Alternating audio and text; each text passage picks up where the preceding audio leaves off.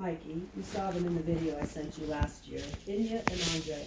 A fair snowman was created in the woods. Oh, yeah. We secured a very nice Christmas tree, making the most of our $10 cutting permit. That was like legitimately the best thing ever. That was good. We had taken a picnic with a main course of beef bourguignon. I don't recall if I've ever made it for you, but it is a barefoot Contessa recipe, and it is kick-ass.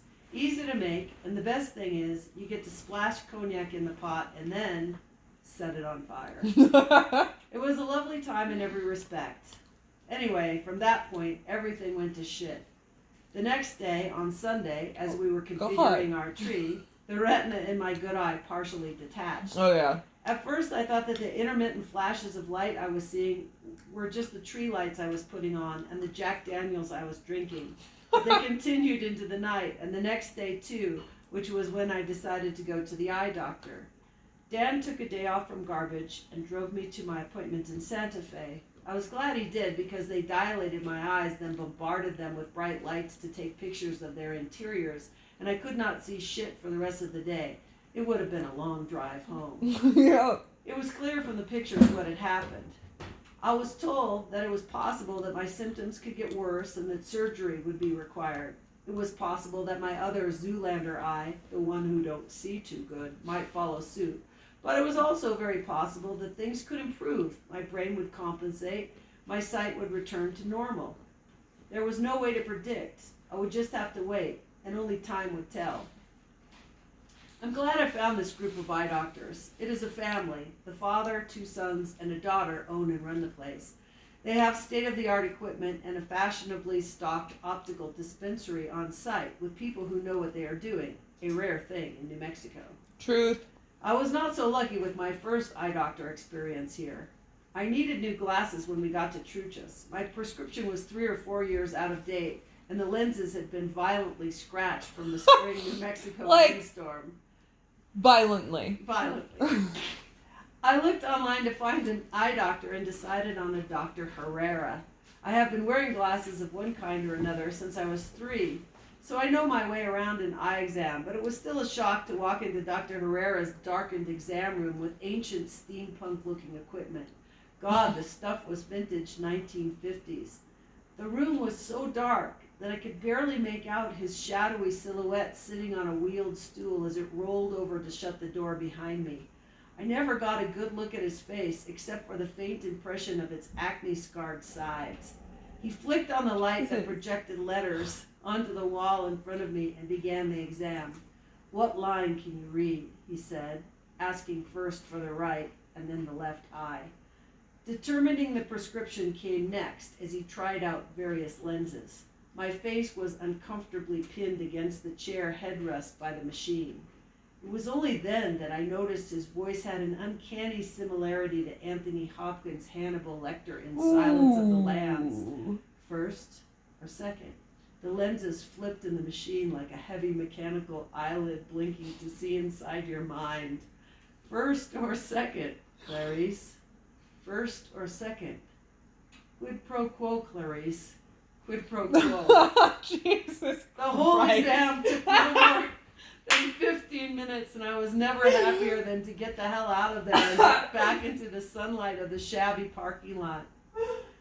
To save money, Are you? Yeah, I'm getting my water. Okay. To save money, I had them put new lenses in the frames I was already wearing. But when the finished glasses came, it quickly became apparent that I could not see very well with them. I could not see clearly across the room, and I could not see at night or in dim light. Plus, with the new lenses, the glasses themselves were heavy. So heavy that after a few days I developed painful open sores along the tops of my ears where they rested. Honestly, it was like wearing a wheelbarrow on my face. Also, while the technician, and I am using that term very loosely, was putting the new lenses in, she lost one of the screws that hold everything together. She tried to replace the screw with one she had on hand, but the frames were French, and her American screw did not work right. It kept falling out. Fucking for The real, though. The lenses they made were simply shit.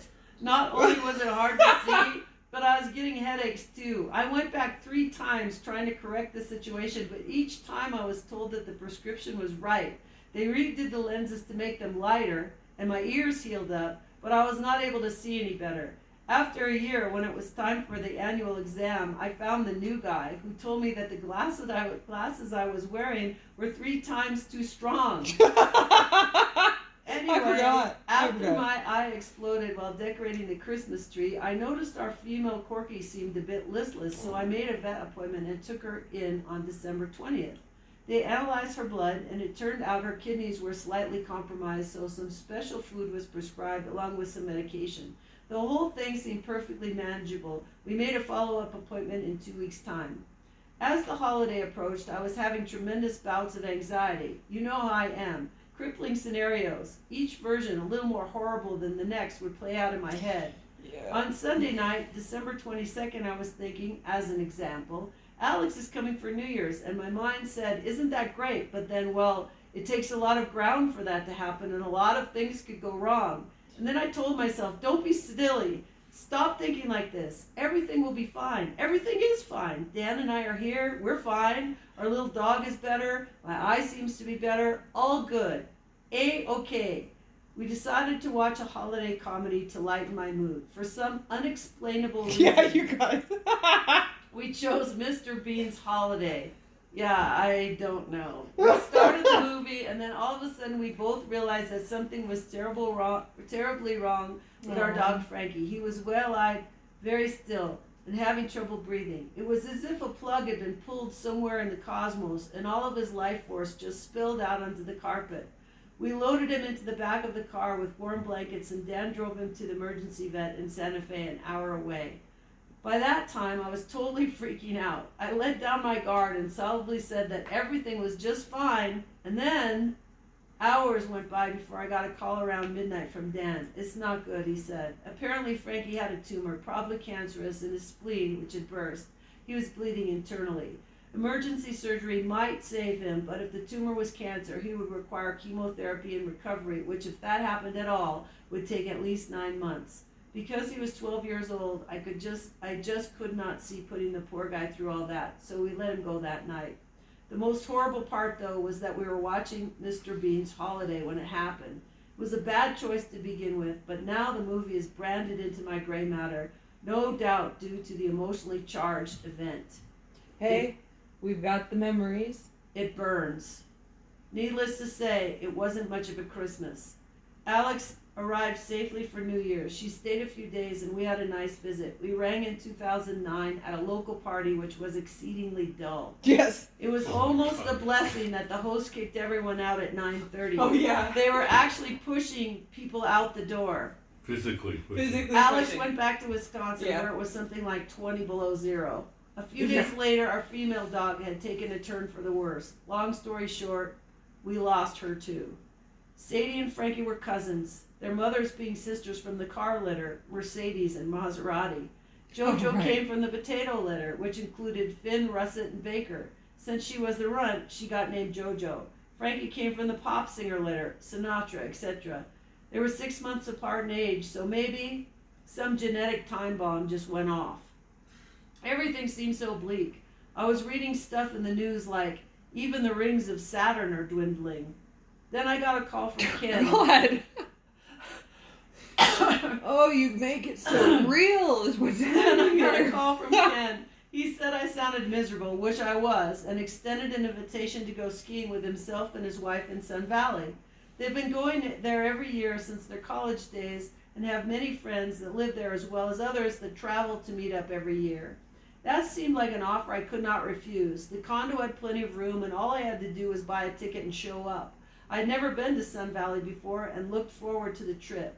I decided to tack on a week in Seattle as well.